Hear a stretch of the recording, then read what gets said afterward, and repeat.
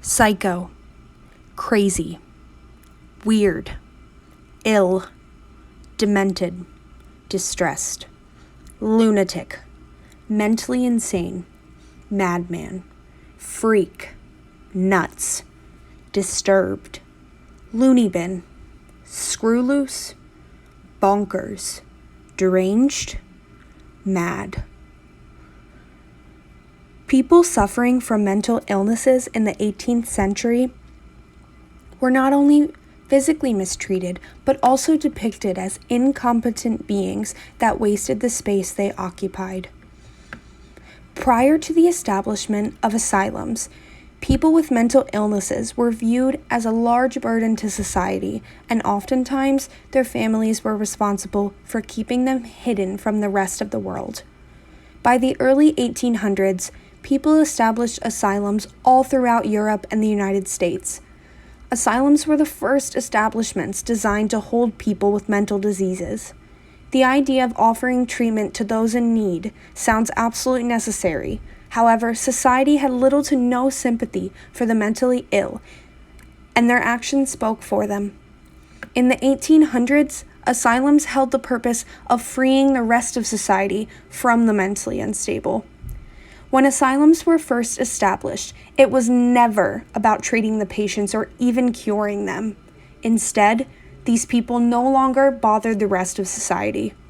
Today, we recognize that mental diseases derive from chemical imbalances in the brain rather than from an external force. However, in the 18th century, people that had mental illnesses were thought to have been possessed by some evil spirit or an evil god.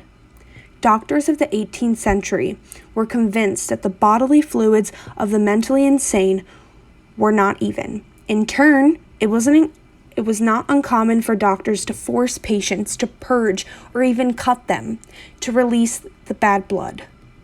Because of the stigma that even doctors gave off, it wasn't uncommon for people to fear those with mental diseases. Society viewed these people as dangerous and just wanted them out of sight. The lack of knowledge on mental disorders shows in the different methods of treatment in the early and mid-1800s. It is especially upsetting that some of the patients were mentally stable prior to staying in the asylums and suffered from mental illness only after staying in the asylum. This goes to show that the treatments offered in the asylums weren't treatments at all. Most of the patients had little to no desire to eat. In turn, the staff violently and forcefully shoved food down their throats, which left scraping imprints on the tongues of the patients. Asylums in the 18th century strongly believed in the use of restraints. Patients were chained to benches, beds, and bathtubs for hours and sometimes days straight. Patients were treated with electrotherapy, which left many of them in comas for the rest of their lives. The number of asylums only continued to grow throughout the 18th century, which meant that many asylums quickly reached their maximum capacity. However, these facilities continued to accept patients. Patients were forced to live in their own feces and filth. There weren't any standards of living in the asylums, and most of the patients wandered the halls completely nude. Patients were forced to wear straitjackets for 24 hours straight. They were thrown in ice baths and then thrown in scalding hot water seconds after being exposed to the cold temperatures. In hopes to free their body from the evil spirits, doctors or staff members performed lobotomy, which was a surgical procedure that drilled a hole into the prefrontal lobe of the human brain, which came with life-threatening side effects and risks for the patient that were completely disregarded. If drilling a hole into the human brain isn't bad enough, patients were often held in literal cages or kept in the same facilities as convicted criminals were.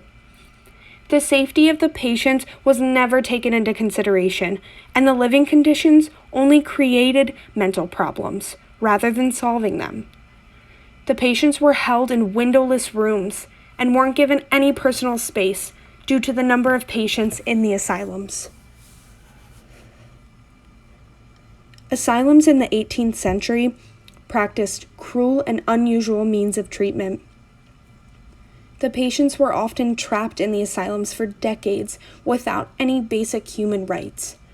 Before undergoing reform in the 19th century, insane asylums were quite ineffective, to say the very least. Before the moral treatment system came into place, people with mental illnesses were treated as wild animals and held responsible for problems that they had no control of. Sadly, thousands of people with mental illnesses lost their lives before society as a whole decided that they deserved better. I would like to dedicate a moment of silence to all of the innocent men, women, and children that were treated in such inhumane ways while trying to seek help and treatment in asylums during the 18th century.